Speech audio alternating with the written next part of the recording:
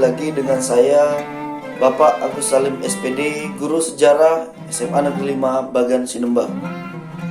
Ya, kali ini kita akan membahas materi tentang proses masuknya Islam di Indonesia. Ini merupakan materi sejarah Indonesia untuk kelas 10.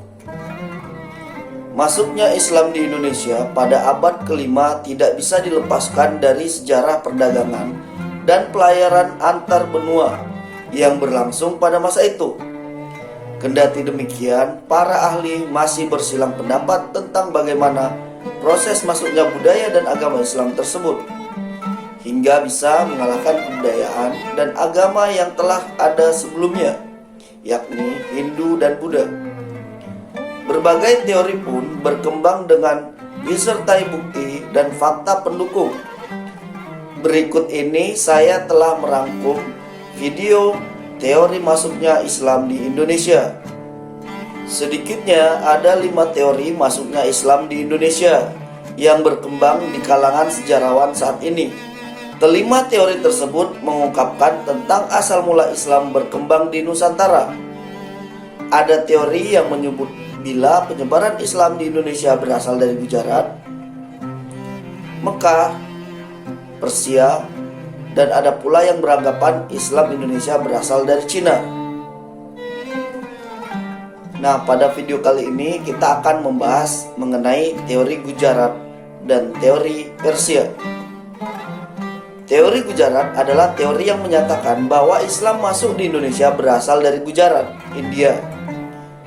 Teori ini pertama kali dicetuskan oleh 2 orang sejarawan berkebangsaan Belanda, yaitu Snok Hurgronje dan J. Pineapple.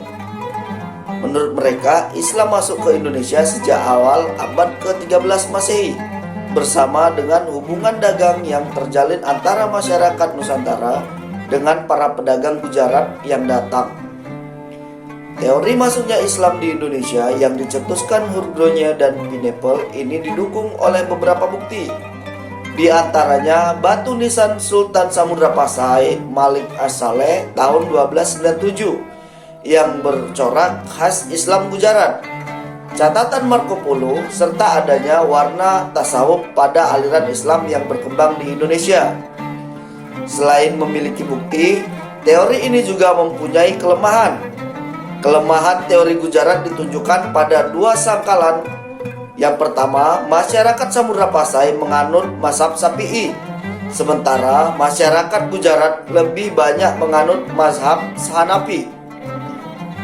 Kedua, saat Islamisasi Samudra Pasai, Gujarat masih merupakan kerajaan Hindu. Berikutnya adalah teori Persia. Umar Amir Husain dan Husain Jayadiningrat sebagai pencetus sekaligus pendukung teori Persia menyatakan bahwa Islam yang masuk di Indonesia pada abad ke-7 Masehi adalah Islam yang dibawa oleh kaum Syiah dari Persia. Teori ini didukung adanya beberapa bukti pembenaran di antara kesamaan budaya Islam Persia dan Islam Nusantara, seperti adanya peringatan Asyura dan peringatan Tabut. Kesamaan ajaran Sufi menggunakan istilah Persia untuk mengeja huruf Arab. Kesamaan seni kaligrafi pada beberapa batu nisan, serta bukti maraknya aliran Islam Syiah khas Iran pada awal masuknya Islam di Indonesia. Dengan banyaknya bukti pendukung yang dimiliki, teori ini sempat diterima sebagai teori masuknya Islam di Indonesia yang paling benar oleh sebagian ahli sejarah. Akan tetapi, setelah ditelisik, ternyata teori ini juga memiliki kelemahan.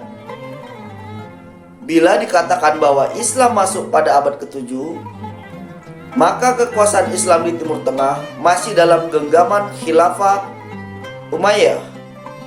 Sementara kekhalifahan Umayyah yang berada di Damaskus, Baghdad, Mekah, dan Madinah tidak memungkinkan bagi ulama Persia untuk menyokong penyebaran Islam secara besar-besaran ke Nusantara.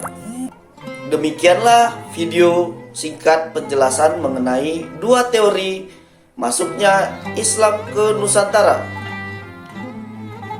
Teori berikutnya akan saya sampaikan pada video selanjutnya. Saya ucapkan terima kasih. Wabillahi taufiq wal hidayah. Assalamualaikum warahmatullahi wabarakatuh. Salam jas merah.